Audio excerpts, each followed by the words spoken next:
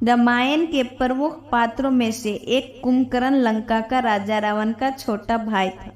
कुंभकर्ण अपने भाई रावण की तरह ही तपस्वी था। कुंभकर्ण ने कठोर तप करके कई वरदान प्राप्त किए थे। एक वरदान की वजह से ही कुंभकर्ण 6 महीने तक सोता था और 6 महीने तक ही जागता था। लेकिन बहुत कम लोग जानते हैं कि कुंभकर्ण को 6 महीने सोने का वरदान किस वजह से मिला था। कुंभकर्ण के 6 महीने सोने के पीछे कई पौराणिक कथा प्रचलित है। आज मैं आपको वह कथा विस्तार से बताने जा रही हूँ। कुंभकर्ण महान ऋषि विश्रवा और माता कैकसी का पुत्र और लंका के राजा रावण का छोटा भाई था। वह बचपन से ही विशाल शरीर का था, जो दिन प्रतिदिन समान मनुष्यों के शरीर में बहुत बड़ा होता जा रहा था। इसी कारण उसे इतनी भूख लगती थी कि वह प्रतिदिन अकेले ही सैकड़ों लाखों का खाना खा जाता था।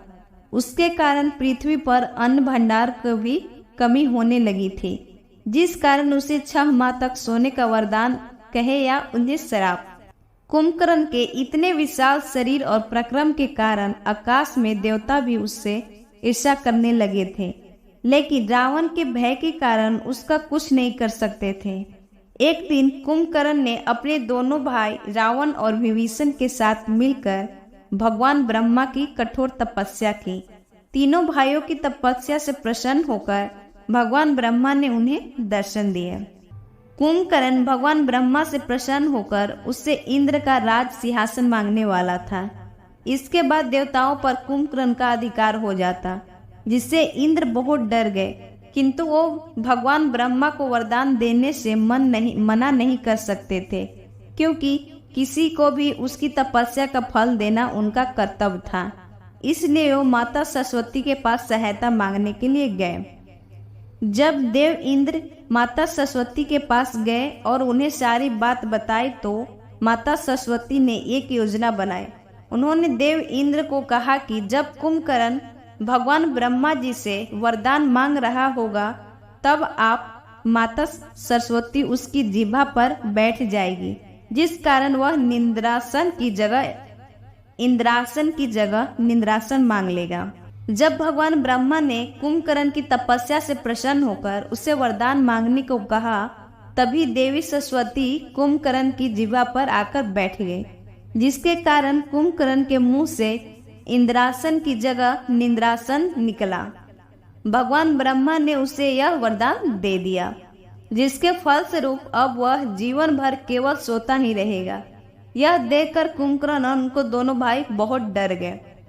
जब रावण ने अपने भाई की यह स्थिति देखी, तो उसने भगवान ब्रह्मा से याचना की कि जिस मनुष्य को आपने बनाया है, उसे आप इस तरह जीवन भर के लिए नींद में सुलाकर उसका जीवन मृत्यु से पहले ही समाप्त कर देंगे।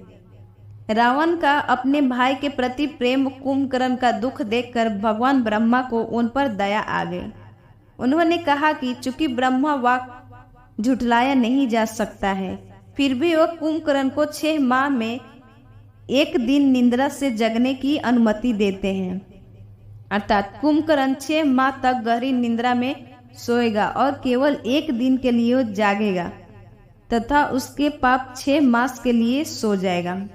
अनुमति देते ही अर्थात कुंभकर्ण 6 माह तक गहरी नींद में सो गया, केवल एक दिन के लिए जागता था। उसके पश्चात फिर 6 मास के लिए सो जाता। इस घटना के बाद कुंभकर्ण 6 माह तक लगातार सोता था, केवल एक दिन के लिए जागता था और उसी दिन सारे कार्य, भोजन इत्यादि करता था। इस प्रकार इंद्र की चाल और माता सरस्वती के कारण कुंभकर्ण 6 माह तक सोता रहता था।